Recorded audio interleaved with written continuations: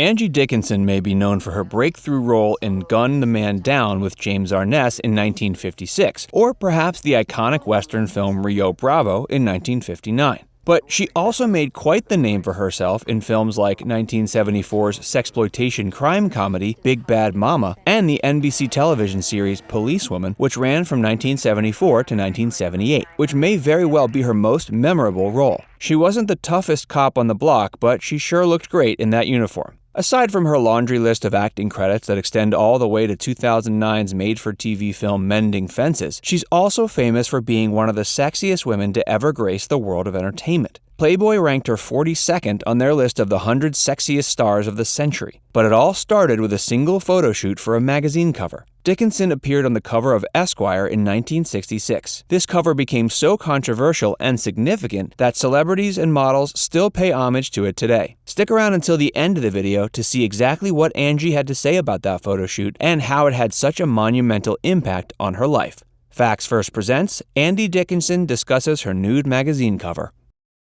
Before we get started, make sure you click that like button and subscribe to our channel. And be sure to click the notification bell so you don't miss any of our videos. Angie's character on Policewoman was originally named Lisa Beaumont. Yep, you heard that right. Angie hated the name, however, and insisted for months that producers change her name to something catchier. After all, Lisa Beaumont was much too bland for the female vice cop who would often be seen going undercover to bust prostitutes or snooping around porno sets to bust the bad guys. Network execs would hear her concerns out and take them seriously. She would be given the much zingier name Sergeant Suzanne Pepper Anderson, or just Pepper for short. The name change might have been a significant boost to the show. Who knows if the show would have gone on for as many seasons as it did with Lisa at the helm. Dickinson was already past 40 when she brought her sex appeal to the TV screen. Fresh off the set of Big Bad Mama, which featured a controversial yet steamy nude scene with Dickinson and William Shatner, Angie brought some of that sweat-stained sex appeal to the TV screen. It didn't even matter she was already well into her 40s. She didn't come across as worn out, but quite the opposite. She looked well worn.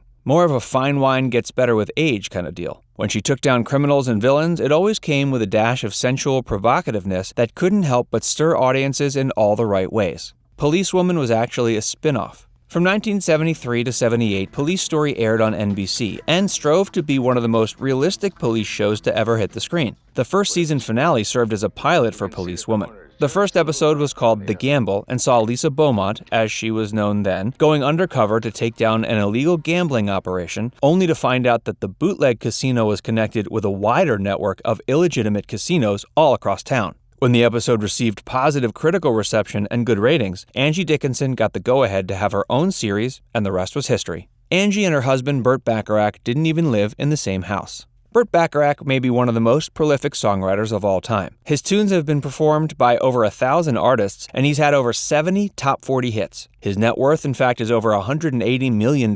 Fame and fortune aren't enough to build a happy marriage, though, as it unfortunately turns out. By 1978, Angie and Bacharach were living in separate households. She spent much of her time at her house in Beverly Hills, and he would spend his time at their house in Del Mar, California. It was clear things were on the rocks. She told People magazine that although they weren't yet divorced at the time and no plans had been made to permanently separate, that one of them or both had to decide sometime soon what to do. They would finally pull the Band-Aid off and file for divorce in 1981. Some have speculated that the birth of Nikki Bacharach in 1966 triggered many of the marital problems that plagued the couple. The child had numerous health issues and suffered from Asperger's syndrome and other psychological disorders. She would be institutionalized for much of her life before committing suicide by means of suffocation in 2007. The death would take a major toll on both Burt and Angie and is still a tender subject that neither of them really feels comfortable discussing in full. The President of the United States loved Policewoman. Yep, you heard that right. President Gerald Ford couldn't get enough of Policewoman. It was his favorite show to watch. His second favorite, in case you were wondering, was the series Movin' On, a show all about trucking, of all things.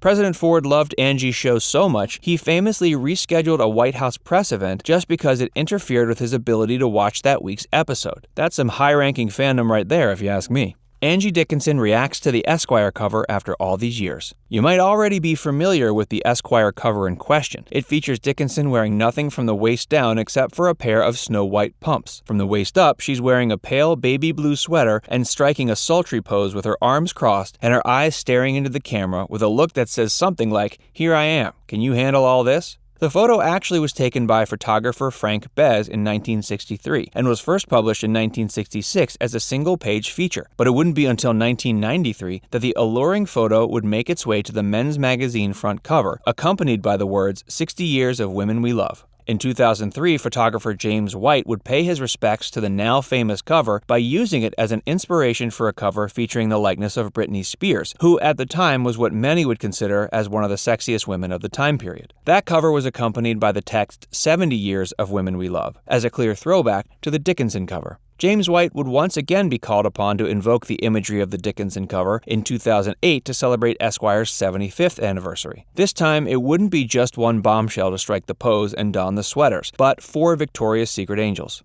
There's something to be said of the expression, imitation is the sincerest form of flattery. Angie Dickinson alludes to this sentiment with her response to all these cover recreations in a 2015 interview with Esquire that celebrated their 1000th issue. She started off by saying how honored she was to be in their magazine and how amazing it was that 3 different covers had been inspired by the original shot. She said that experience was, quote, better than popcorn. She continued by saying, "I was thrilled to death when Britney Spears appeared on the cover, because she was just one of the hottest women around then." Angie further explained she never expected the photo shoot to turn into the lasting cultural touchstone that it became. At the time, it was just another typical shoot. There was no real plan. It wasn't some highly choreographed thing with big-name professional photographers and the intention to create a masterpiece. In fact, Angie showed up and didn't bring any special clothes. So in an attempt to go for a naughty but nice kind of thing, she dropped her drawers and struck that pose that would eventually create such a lasting legacy.